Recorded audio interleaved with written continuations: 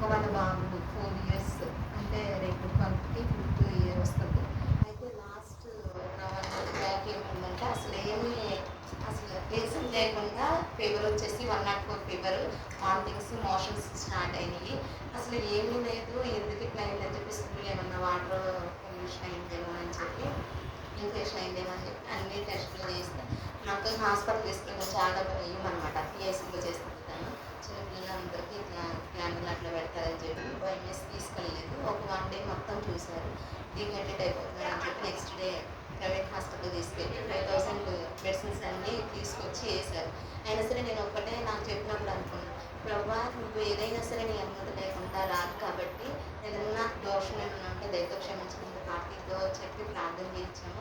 అసలు ఆ మెడిసిన్ వేసినా సరే క్యూర్ కాంది. ప్రార్థన వల్ల దేవుడు ఒక 3 డేస్లోనే స్వస్థపరిచి మంచిగా ఆరోగ్యం ఇచ్చాడు. నేను ఆ రోజు అనుకున్నాను, ప్రభా స్వస్థపరిస్తే నేను సాక్ష్యం చెప్తానని చెప్పి. అంటే సాక్ష్యం దేని గురించి చెప్తారని చెప్పి మాస్టర్ గారు ఎప్పుడు అంటూ ఉంటారు, ఏదైనా చేస్తేనే చెప్తామనంటే దేవుడు చేసిన గొప్ప కార్యాన్ని ప్రతి ఒక్కరికి ఒక రోల్ మోడల్గా ఉండాలని చెప్పి అందరి జీవితంలో దేవుడు చేస్తాడు కదా, అట్లా ధైర్యాన్ని ఇవ్వడానికి సాక్ష్యం చెప్తానని చెప్పి దేవుడి దగ్గర అడిగినప్పుడు దేవుడు గొప్ప రీతిగా సాక్షిగా నిలవబెట్టాడు.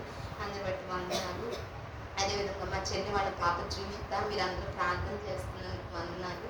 ఆమెకి 2 ఇయర్స్ నుండి 3rd ఇయర్ వచ్చింది. నిన్న దేవుడు బర్త్డే ఎట్లా చేయాలని చెప్పి చాలా బాధపడింది అనమాట. తను ఫైనాన్షియల్ ప్రాబ్లం అని దేవుడు అందరు బర్త్డేకి ఒక కేక్ తీసుకొచ్చి కట్ చేస్తారు కదా, ఆ బిడ్డ జీవితంలో 3 కేకులు కట్ చేసింది. అంటే దేవుడు అత్యధికంగా తన జీవితంలో తన లైఫ్లో ఆశీర్వాదాన్ని ఆరోగ్యాన్ని ఇచ్చి ఉంచిన విధానాన్ని బట్టి దేవునికి స్తోత్రాలు.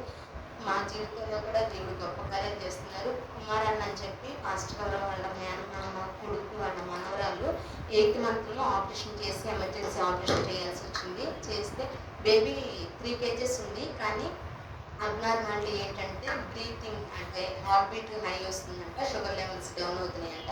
ఏలూరులో చేశారు, కానీ అక్కడ వల్ల అవ్వదని చెప్పి విజయవాడ రెయిన్బో హాస్పిటల్ తీసుకెళ్లారంట. చాలా ఖర్చుతో కూడుకున్నది.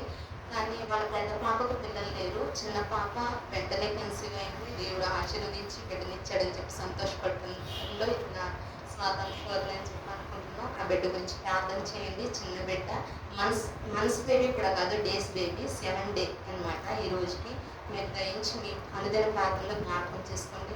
నెక్స్ట్ సండే కల్లా దేవుడు సాక్షిగా నిలబడతాడని విశ్వాసంతో నేను మీ అందరిని అడుగుతున్నాను. మా అందరి గురించి మీరు ప్రార్థన చేయండి. మీ ఇద్దరు ప్రార్థన చేసుకోవడానికి వందనం. ఇచ్చిన సాక్షి దేవుడు దీవించండి. కుటుంబంలో ప్రభు చేసిన